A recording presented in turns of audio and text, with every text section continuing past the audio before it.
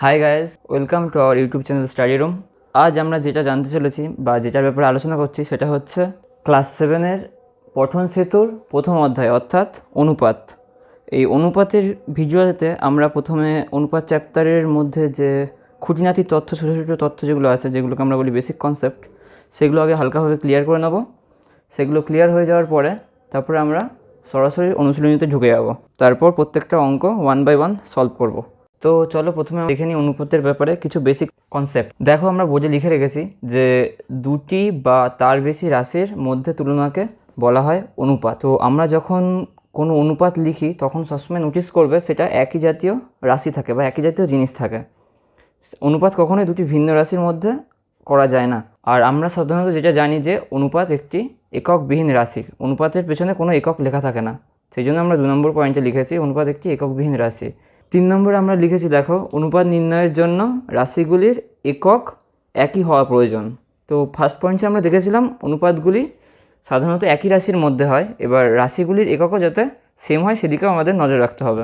তারপরে দেখো 4 নম্বর পয়েন্টে লিখেছি অনুপাতের দুইটি অংশ, একটা হচ্ছে পূর্বপদ, একটা হচ্ছে উত্তরপদ। এবার দেখো পূর্বপদ বা উত্তরপদ কোনটাকে বলে। ধরো একটা অনুপাত নিলাম আমরা 5:3। এখানে অনুপাতটির মধ্যে যেটা প্রথমে আছে সেটা হচ্ছে আমাদের পূর্বপদ অর্থাৎ 5, আর যেটা পরে আছে ওটা হচ্ছে উত্তরপদ। তারপরে দেখো তারপরের পয়েন্টে আমরা লিখেছি অনুপাতের প্রকারভেদ। অনুপাত 3 প্রকার, সেগুলি হলো গুরু অনুপাত, লঘু অনুপাত আর সাম্য অনুপাত। গুরু অনুপাত হচ্ছে যে অনুপাতগুলোর পূর্বপদটা বড় সেটাকে বলা হচ্ছে গুরু অনুপাত। যে অনুপাতগুলোর ক্ষেত্রে উত্তরপদটা বড় সেটা হচ্ছে লঘু অনুপাত। আর যে অনুপাতের ক্ষেত্রে পূর্বপদ আর উত্তরপদ দুটোই সেম থাকবে সেটা হচ্ছে আমাদের সাম্য অনুপাত। তো দেখো নেক্সট পয়েন্টে আমরা লিখেছি ব্যস্তানুপাত। ব্যস্তানুপাত আসলে জিনিসটা কি? দুটি অনুপাতের মধ্যে একটি পূর্বপদ ও উত্তরপদ যখন অপরটির ক্রমান্বয়ে উত্তরপদ ও পূর্বপদের সমান হয় তখন তাদের পরস্পরের ব্যস্তানুপাত বলে। অর্থাৎ ধরো একটা অনুপাত আমরা নিলাম 3:4, তাহলে এদের ব্যস্তানুপাত কী হবে? এদের মধ্যে আমাদের কিছুই করতে হবে না, শুধু এদের দুজনের জায়গা চেঞ্জ করতে হবে। আমরা এখানে যদি লিখে দিই 3-এর জায়গায় 4 আর 4-এর জায়গায় 3, তাহলে এরা দুজন হচ্ছে পরস্পরের ব্যস্তানুপাত। আচ্ছা, মিশ্র অনুপাত কি? দুটি বা দুটির বেশি অনুপাত থাকলে তাদের পূর্বপদগুলির গুণফল এবং উত্তরপদের গুণফলের অনুপাতকে মিশ্র অনুপাত বা যৌগিক অনুপাত বলা হয়। তো দেখো আমরা এখানে প্রথম অনুপাত নিই প্রথমে 3:5, 5:9, 8:9।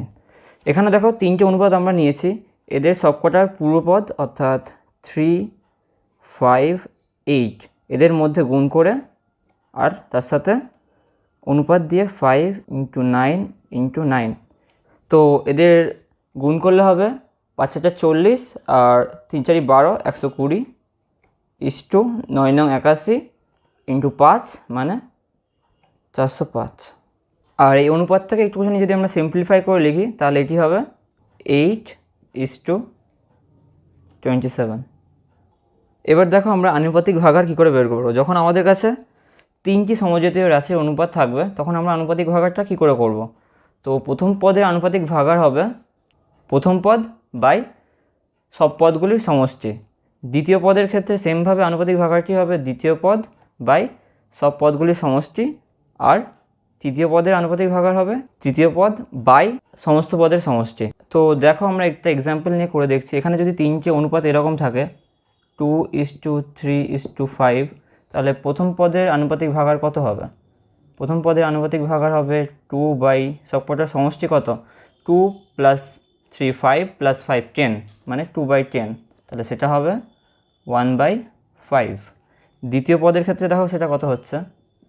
দ্বিতীয় পদটি হচ্ছে আমাদের আছে 3 বাই সবগুলি সমষ্টি হচ্ছে 10, তো এটা একই হবে কারণ কোনো কাটাকুটি যাচ্ছে না। আর 3 নম্বর পদটি হচ্ছে 3 নম্বর পদের আনুপাতিক ভাগাড়টি হচ্ছে 5 বাই সবগুলি পদের সমষ্টি মানে 10, মানে হচ্ছে 1/2।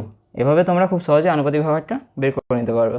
এতক্ষণ আমরা এই চ্যাপ্টারের অর্থাৎ অনুপাত চ্যাপ্টারের সব ছোটো ছোটো বেসিক তথ্যগুলো জানলাম, কোনটা কী, কোন জিনিসটাকে কী বলা হয় আর কি, আর কীভাবে আমরা ভ্যালুগুলো বের করতে পারি। এখন আমরা সরাসরি অনুশীলনীতে ঢুকে যাচ্ছি। অনুশীলনীর প্রথমে আছে অতি সংক্ষিপ্ত উত্তরভিত্তিক প্রশ্ন। এর প্রথম কোশ্চেনে আছে যে 8:3 একটি গ্যাস অনুপাত। তো যেমনটা আমরা প্রথমে একটু আগেই করালাম, যখনই কোনো অনুপাতের পূর্বপদ অর্থাৎ প্রথম পদটি পরের পদ থেকে বড় হয় সেটাকে আমরা বলে থাকি গুরু অনুপাত। তো আমাদের এখানে অ্যান্সার হবে নাম্বার 1, গুরু অনুপাত। আচ্ছা, 2 নম্বর কোশ্চেনটিতে দেখো কি বলেছে, দুটি সংখ্যার অনুপাত 5:6 আর বলে দিয়েছে এদের গসাগু হচ্ছে 7, তাহলে সংখ্যা দুটি কত? তো দেখো এই অঙ্কটা আমরা কীভাবে করি। যেহেতু বলেছে দুটি সংখ্যার অনুপাত হচ্ছে 5:6, এটা আমাদের দেয়া আছে 5:6, আর এদের গসাগু হচ্ছে 7। এখন আমরা যেটা জানি যে গসাগু কাদের বলে, থেকে যে বড় সংখ্যাটা দুটোর মধ্যে থেকে কমন নেওয়া যায়, অর্থাৎ দুটো থেকে যেই সবার থেকে বড় সংখ্যাটা কাটা যায় সেটিকে আমরা গসাগু বলে জানি। এবার সংখ্যাটা অর্থাৎ 7টা এই দুটোর থেকে কেটে নেওয়া হয়েছে বলে সংখ্যা দুটি এরকম এসে দাঁড়িয়েছে। যদি আসল সংখ্যা দুটিকে বের করতে হয় তাহলে এই দুটো সংখ্যার সাথে আমরা দুপাশে 7 দিয়ে গুণ করে নেব। তো আমরা এখানে লিখব 5 × 7 = 6 × 7। তো আমাদের চলে আসবে 35:42। তো আমাদের প্রথম সংখ্যাটি হবে 35 আর দ্বিতীয় সংখ্যাটি হবে 42। দেখো 3 নম্বর অঙ্কটিতে বলেছে নিচের সংখ্যাগুলিকে লঘিষ্ঠ আকারে প্রকাশ করো। তো 3-এর প্রথমটাই আছে যে 12:15। এটাকে আমরা যদি এরকমভাবে লিখি যে 12/15, তাহলে এটাকে আমরা দেখো প্রথমে 3 দিয়ে কাটতে পারছি, তাহলে এটা হচ্ছে 4/5 অর্থাৎ 4:5। দ্বিতীয় সংখ্যাটি যেটা দেয়া আছে অনুপাতটি সেটা হলো 16:28। একইভাবে 16/28, 4 দিয়ে কাটলে 4×4 = 16, 4×7 = 28, তাহলে এটা হয়ে যাচ্ছে 4/7। সুতরাং 4:7। 3 নম্বরটায় দেখো আছে 90:150। তো এটাকে আবার একই রকমভাবে লিখলাম 90/150, 0 0 কেটে দিলাম, 3 দিয়ে কাটলে 3 3 = 9 আর 3 5 = 15, তাহলে চলে আসছে আমাদের 3:5। তারপর দেখো সংক্ষিপ্ত উত্তরধর্মী প্রশ্নের প্রথম প্রশ্নটাই আছে নাম্বার 1, নিচের অনুপাতগুলিকে পূর্ণ সংখ্যার অনুপাতে পরিণত করো। প্রথমে আমরা অনুপাতটিকে লিখে নেব 7.5:12.5। তোমরা জানো এখানে অনুপাতের জায়গায় আমরা ভাগ লিখি আর আমরা সংখ্যাটিকে সেটা এরকমভাবে লিখব 75/, পয়েন্টের জন্য নিচে 10, আর ভাগের অনুপাতের জন্য ভাগ এখানে 12.5-এর জায়গায় 125 আর নিচে 0.5-এর পয়েন্টের জন্য 10। তো এবার ভাগটিকে আমরা ঘুরিয়ে নেব,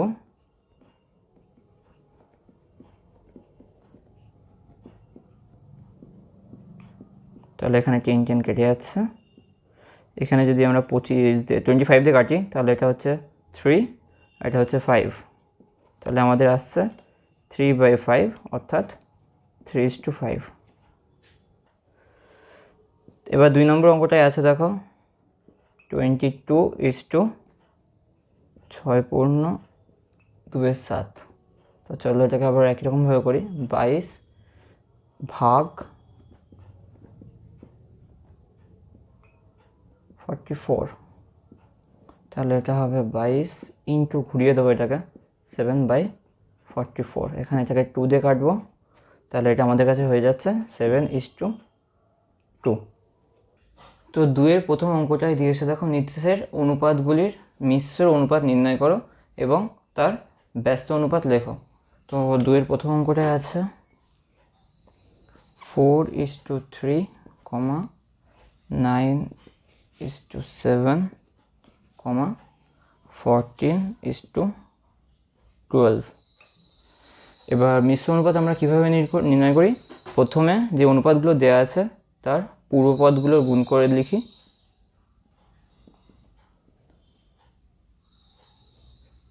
সেটা ইজ টু যেই অনুপাতগুলো দেওয়া আছে তাদের উত্তর পদের গুণফল, মানে এখানে 3 ইন্টু 7 ইন্টু 12। এটাকে আমরা এরকমই রেখে দেবো যাতে আমাদের নেক্সট স্টেপে কাটাকুটি করতে সুবিধা হয়। তো এটাকে আমরা এভাবে লিখতে পারি 4 into 9 into 14 by 3 into 7 into 12। এবার এটা আমরা কাটবো 2 3 3, তাহলে এটা আসছে আমাদের 2/1। তাহলে এটাকে আমরা অনুপাত আকারে লিখলে হবে 2:1। এবার এই অনুপাতটাকে আমরা এই অনুপাতটা ব্যস্ত অনুপাত আমরা লিখব। তাহলে এখানে লিখি ব্যস্ত অনুপাতটি হবে, যেটা আমরা বলেছিলাম ব্যস্ত অনুপাতের ক্ষেত্রে উত্তর পদ ও পূর্বপদ নিজেদের জায়গা পরিবর্তন করে, অর্থাৎ এখানে 2 এর জায়গায় হবে 1:1 এর জায়গায় হবে 2। এবার 2 এর সেকেন্ড অঙ্কটায় দেখি কি আছে। 2 এর সেকেন্ড অঙ্কটায় আছে 5:7, 35:8 আর 16:25। তো একই রকমভাবে প্রথম পূর্বপদগুলির গুণফল অর্থাৎ 5 ইন্টু 35 ইন্টু 16 7 ইন্টু 8 ইন্টু 25। তাহলে আবার আগের মতো 5 ইন্টু 35 টু 16, অনুপাত চিহ্নের জন্য ভাগ 7 ইন্টু 8 ইন্টু 25। এবার এটাকে আমরা কাটাকুটি করবো।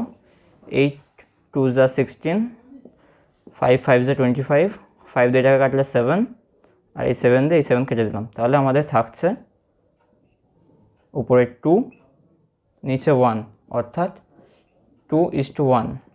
এটা হচ্ছে আমাদের এই অঙ্কটার মিশ্র অনুপাত। এবার এটার ব্যস্ত অনুপাত হবে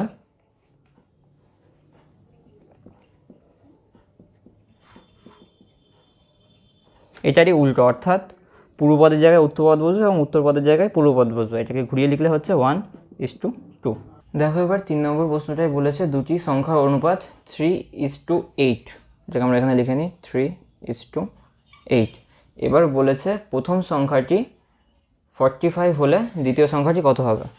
এখানে বলেছে এই প্রথম মানে অনুপাতটা যে প্রথম সংখ্যা ওটা হচ্ছে আমাদের 45। তাহলে আমরা এটাকে এইভাবে লিখবো 3 হচ্ছে 45।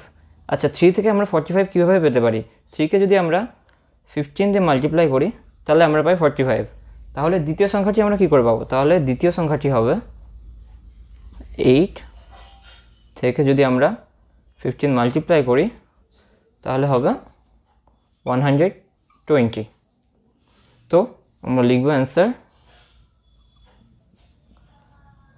দ্বিতীয় সংখ্যাটি হলো 120। এবার দেখো 4 অঙ্কটাই বলেছে ধনী ও কলির রানের অনুপাত 4:3। কলির রান 42, তবে তাদের মোট রান কত? আগের অঙ্কটার মতোই একই রকমভাবে আমরা করবো এই অঙ্কটা। অনুপাতে কলির রান হচ্ছে 3 আর আমাদের সেটা বলে দিয়েছে সেটা হচ্ছে 42। যদি এই 3কে আমরা 14 দিয়ে গুণ করি তাহলে আমরা 42 পাবো। একই রকমভাবে তাহলে 4-এর ক্ষেত্রে সেটাকে আমরা যদি 14 দিয়ে গুণ করি তাহলে সেটা হবে 56। এবার তারপরে দেখো বলেছে তবে তাদের মোট রান কত। এবার এদের মোট রান বের করার জন্য আমরা লিখব তাদের মোট রান 42 প্লাস 56, এটা হবে 98। এরপর দেখো 5-এর অঙ্কটাই বলেছে একটি 5 টাকার মুদ্রা, একটি 2 টাকার মুদ্রা ও একটি 50 পয়সার মুদ্রার মূল্যের অনুপাত নির্ণয় করো। এবার আমরা অনুপাতের বোঝানোর সময় প্রথমেই বলেছিলাম যে কোনো কিছুর অনুপাত বের করার সময় তাদের একক সেম হওয়ার দরকার। কিন্তু এখানে দেখো অনুপাত দুটি রাশির ইউজ করা হয়েছে। একটি হচ্ছে টাকা এবং একটি হচ্ছে পয়সা। তো আমরা ছোট রাশিতে সবগুলোকে কনভার্ট করে নেব। এখানে ছোট রাশি হচ্ছে পয়সা, তো 5 টাকাকে যদি আমরা পয়সায় কনভার্ট করি তাহলে এখানে হবে 500 পয়সা ইস টু 2 টাকা মানে হচ্ছে 200 পয়সা টু 50 পয়সা। এবার এখান থেকে আমরা অনুপাতটাকে যদি সিম্পলিফাই করি তাহলে আমরা পাবো 50:20:5। সব জিরোগুলোকে প্রথমে বাদ দিয়ে দিয়েছি। আবার এটাকে সিম্পলিফাই করলে আমরা কি পাবো, 5 দিয়ে যদি কাটি তাহলে এখানে হবে 10:4:1। আমাদের মুদ্রার মূল্যের অনুপাতটি হলো 10:4:1। তো আজ আমরা ক্লাস 7-এর পঠন সেতুর অনুপাত অধ্যায়টি নিয়ে আলোচনা করলাম। আশা করছি ভিডিওটি তোমরা ভালোভাবে বুঝতে পেরেছো। যদি ভিডিওটি ভালো লেগে থাকে তাহলে আমাদের ভিডিওটিতে একটি লাইক করে দেবে এবং চ্যানেলটিকে সাবস্ক্রাইব করে দেবে। যদি কোনো জায়গায় বুঝতে না পারো সেটা আমাদের কমেন্টে জানাবে, আমরা চেষ্টা করব নেক্সট কোনো ভিডিও সেটিকে কভার করে দেওয়ার।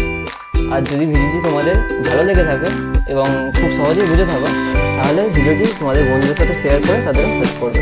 আজকে এখানেই সমাপ্ত করলাম।